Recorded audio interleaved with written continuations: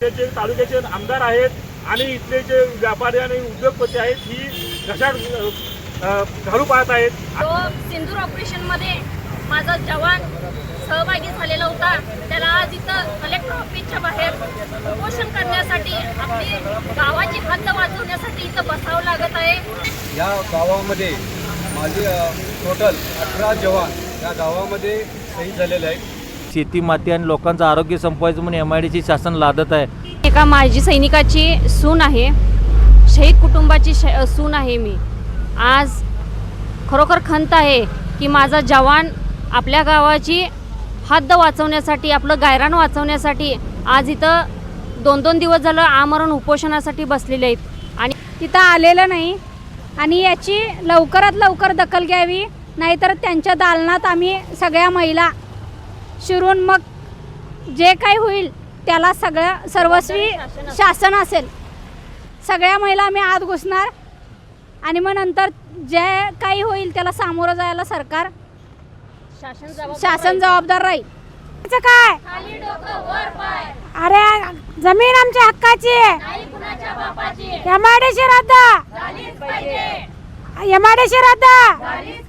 तुमचं आमचं नातं काय? तुमचं आमचं नातं काय? जे माजी सैनिक आहेत, माझे शेतकरी आहेत, जे युवक मंडळ आहेत, ते रक्ताचा शेवटचा थेंबात असेपर्यंत लढतील ही माझी अपेक्षा आहे. आपण पाहत आहात न्यूज ग्रेट महाराष्ट्र चॅनल.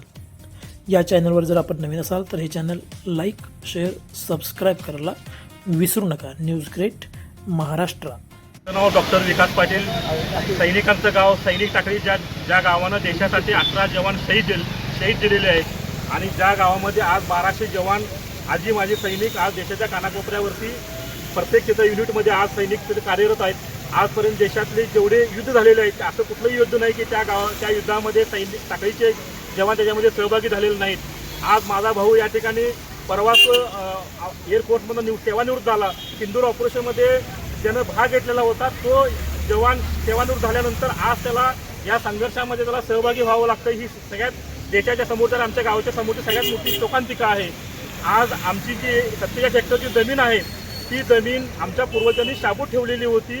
ती शेतकऱ्यांच्या आणि माजी सैनिकांच्या उपयोगासाठी हितासाठी असायला पाहिजे होती.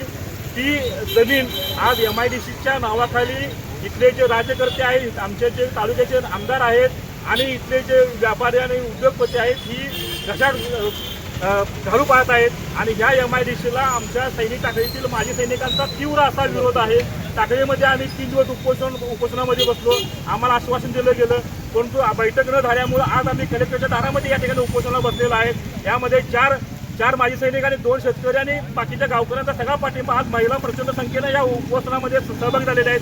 काल विविध संघटनांचे पक्षाचे पदाधिकारी येऊन या ठिकाणी या आंदोलनाला पाठिंबा दिलेले आहेत आणि याची दखल घेऊन काल कोल्हापूर जिल्ह्याचे लाडके पालकमंत्री प्रकाश आंबेडकर साहेब या ठिकाणी येऊन गेले आणि त्यांनी आम्हाला आश्वासित केलेलं आहे की कलेक्टर साहेब आणि आमच्या तालुक्याचे आमदार राजेंद्र पाटील यड्रावकर यांची भेट घडवून आणून देतो असं त्यांनी सांगितलेलं. परंतु ही लवकरात लवकर भेट होणं गरजेचं आहे आणि हे लवकरात लवकर जर उपोषण जर थांबलं नाही तर आम्ही हे उपोषण आमरण करणार आहे. 15 ऑगस्टपर्यंत आमची थांबायची तयारी आहे की ज्या देशासाठी स्वातंत्र्यासाठी आमचे जवान शहीद झालेले आहेत त्या स्वातंत्र्याची फळं जर आमच्या माजी सैनिकांना जर मिळणार नसतील तर या स्वातंत्र्याचा उपयोग काय असा आमच्या मनामध्ये प्रश्न निर्माण होतोय. खऱ्या अर्थानं त्या माजी सैनिकांच्या वैयक्तिक कोणाचाही या ठिकाणी प्रश्न नाही. गावाची जमीन गावाच्या हितासाठी, सैनिकांच्या हितासाठी शाबूत राहिली पाहिजे ही एकमेव मागणी आमच्या इथल्या सैनिकांची आहे आणि ही जोपर्यंत मान्य होत नाही तोपर्यंत आम्ही हे उपोषण आम्ही मागे घेणार नाही. मग त्याच्यासाठी आम्हाला पुढं विधान भवनावरती जर जावं लागलं तरी आम्ही मागे पुढं बघणार नाही. आज आपण आहोत इथं कोल्हापूर जिल्हाधिकारी कार्यालयाच्या समोर. अगदी बघू शकता आपण या बाजूला की कोल्हापूर जिल्हा परिषदेचं गेट आहे आणि गेटच्या बरोबर आज जात असताना बरोबर डाव्या बाजूला ही जी मंडळी दिसतात आपल्याला याच्या ठिकाणी बरेच रिटायर सैनिक आहेत.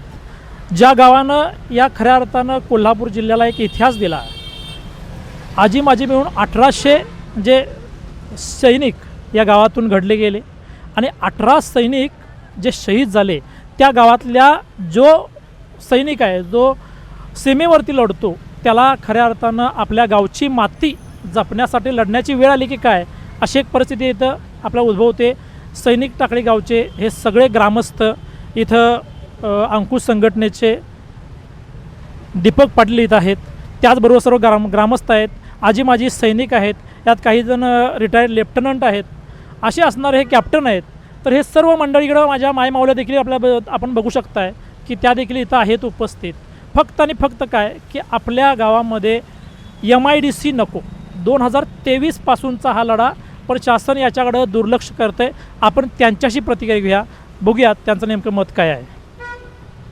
माझं गाव जे आहे ते देशामध्ये या ठिकाणी या शहीद जवान आणि जे सैनिकांची परंपरा यासाठी प्रसिद्ध आहे. या गावांना 18 शहीद जवान या देशासाठी दिलेले आहेत. असं असताना या गावामध्ये इथली संस्कृती संपवायची किंवा इथली शेती माती आणि लोकांचं आरोग्य संपवायचं म्हणून MIDC शासन लादत आहे. 2023 पासून आम्ही या गोष्टीला विरोध केला आहे. विशेष ग्रामसभेचा ठरावसुद्धा दिलेला आहे, सगळीकडे पत्रव्यवहार केला आहे. असं असताना काल परवाच्या 8 जुलैला एक नोटिफिकेशन शासन काढतं आहे आणि तुमच्या गावामध्ये MIDC करण्याचं त्या ठिकाणी आदेश पारित करतं आहे.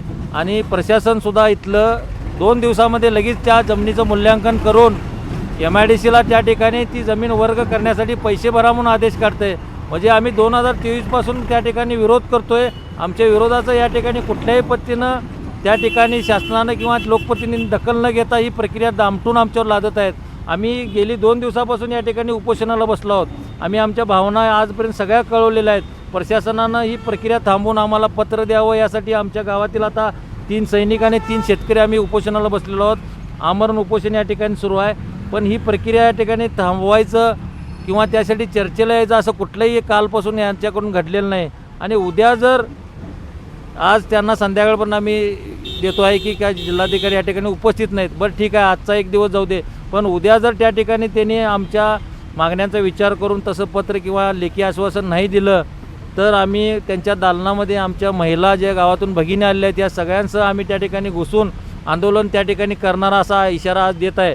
आणि आम्ही जे MIDC रद्द म्हणतो याची सगळी कारणं आम्ही दिलेली आहेत, याचा सगळा पाठपुरावा केलेला आहे. त्यानुसार त्यांनी MIDC रद्दचं आम्हाला पत्र द्यायला पाहिजे. पालकमंत्र्यांनी सुद्धा काल संध्याकाळी आमची भेट घेतली आणि कलेक्टर साहेबांशी चर्चा करतो, आमदार साहेबांशी चर्चा करतो आणि काहीतरी समन्वयाचा मार्ग काढ्या. समन्वय वगैरे काही होणार नाही. MIDC रद्द ही आमची मागणी आहे. कालही होती, आजही आहे आणि उद्याही असेल. आणि जो पण MIDC रद्द होत नाही तो पण आम्ही इथून हटणार नाही, एवढाच इशारा त्यांना देतोय. धन्यवाद.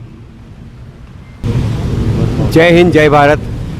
मी ऑर्डिनरी कॅप्टन प्रकाश खोत, सेवानिवृत्त. मी एवढं सांगतो की आज आपण इथं 2 दिवस अनशनमध्ये आहे. यामध्ये एवढंच की आपलं MIDC हटाव हा प्रकरण आम्ही पुढे प्रपोज केलेला आहे. कमीत कमी 2 ते 3 महिने झालं ह्या पाठीमागं आम्ही कंटिन्यू लागत आहे, कारण याच्यावरती कोणताही निष्कर्ष निघत नाही आहे.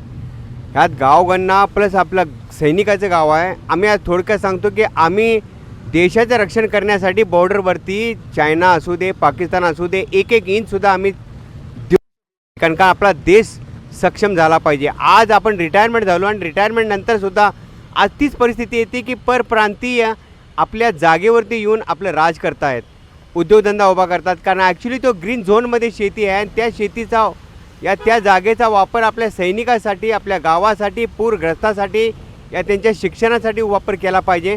तर तो वापर होत नाही. तर माझं एकच मत आहे की हा MIDC हटाव हा प्रस्ताव लवकरात लवकर वापस घ्यावा आणि सैनिकासाठी आणि सैनिकाची या परंपराचं जे गाव आहे त्यांचं स्थान त्यांना द्यावं आणि त्यांना आपलं पूर्णपणे मार्गदर्शन करून पूर्ण त्यांनी MIDC हटाव हा प्रकल्प मागे घ्यावा हीच विनंती आहे. जय हिंद, जय भारत. नमस्कार. मी सैनिक टाकळी हर्षदा विनोद पाटील. मी एका माजी सैनिकाची सून आहे, शहीद कुटुंबाची सून आहे मी. आज खरोखर खंत आहे की माझा जवान आपल्या गावाची हद्द वाचवण्यासाठी, आपलं गायरान वाचवण्यासाठी आज इथं 2-2 दिवस झालं आमरण उपोषणासाठी बसलेले आहेत आणि याची सरकार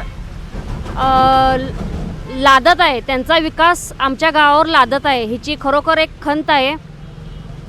आमचा जनता जी विकास मागत्या तो विकास सोडून शासन त्यांचा विकास आमच्यावर का लादतं आहे आणि जो विकास नको आहे, जो गावाच्या हिताचा नाही आहे, गावाच्या सर्वांगीण तरुणाईसाठी योग्य नाही आहे, तो विकास शासनानं लादू नये. आमची कळकळीची शासनाला विनंती आहे की आमच्या मागण्या 2003 पासून ज्या आमच्या मागण्या आहेत त्या त्यांनी आम्हाला पूर्ण कराव्यात, हीच आमची एक इच्छा आहे.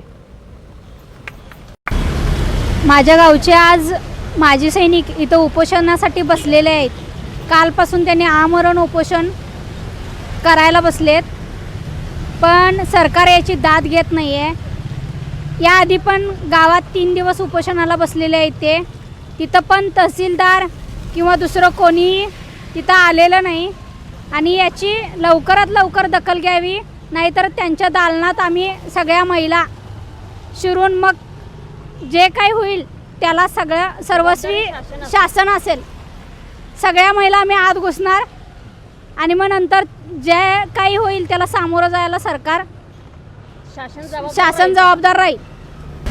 नमस्कार, मी जयश्री पाटील, सैनिक टाकळी गावची या सैनिक टाकळी गावातील एक मुलगी असून आमच्या गावावर जो MIDCचा प्रकल्प लादला आहे तो शासनानं हटावा. आज 5 दिवस झाले माझे बंधू आमरण उपोषणला बसला आहे. शासनाला याची काही दाद नाही. एक जवान जरी बुडाला तर अख्खा मिलिटरी प्रशासन बोलवतात आणि आज आमच्या गावावर ही वेळ आली आहे. त्यावेळी सरकार काय झोपलंय काय? या सरकारचं करायचं काय? अशा सरकारचं करायचं काय? अरे जमीन आमच्या हक्काची आहे. MIDC रद्द, MIDC रद्द. तुमचं आमचं नातं काय? तुमचं आमचं नातं काय? आम्ही MIDC रद्द. जय हिंद. मी रिटायर वॉरंट ऑफिसर अमर पाटील. नुकतेच मी 15 जुलै 2026 रोजी रिटायर झालो. त्यानंतर मी परिस्थिती पाहिली गावात सुरुवातीला गावातली तशी जमीन पाहता 1600 एकर जमीन आहे, परंतु गावात MIDCची मंजुरी मिळाली, शासनाने मंजुरी दिली. माझ्या गावातील जवळजवळ 500 ते 600 जवान सध्या सैन्यात आहेत आणि ते 1-1 इंच जमिनीसाठी कधी पाकिस्तानशी तर कधी चायनाशी लढा देत आहेत. आणि माझ्या गावातील जी जमीन आहे ती जवळजवळ 47 हेक्टर जमीन शासन कुठल्या तरी उद्योगपतीच्या ताब्यात देत आहे. तर माझ्या गावातील जे माझे सैनिक आहेत, माझे शेतकरी आहेत, जे युवक मंडळ आहेत, ते रक्ताचा शेवटचा थेंबात असेपर्यंत लढतील ही माझी अपेक्षा आहे. त्याचबरोबर 2005-2019ला या ठिकाणी पूरग्रस्त परिस्थिती निर्माण झाली होती. त्यावेळी राजापूर, खिद्रापूर, राजापूरवडी या गावातील लोकांचे स्थलांतर या ठिकाणी झाले होते आणि या पूरग्रस्तांसाठी सुद्धा ही जमीन म्हणजे कामी येईल. त्यामुळे शासनाने विचार करून हा जो MIDCचा प्रकल्प आहे तो रद्द करून सैनिक टाकळीसाठी सैनिकी परंपरा जपण्यासाठी अबाधित ठेवावी एवढी माझी विनंती आहे.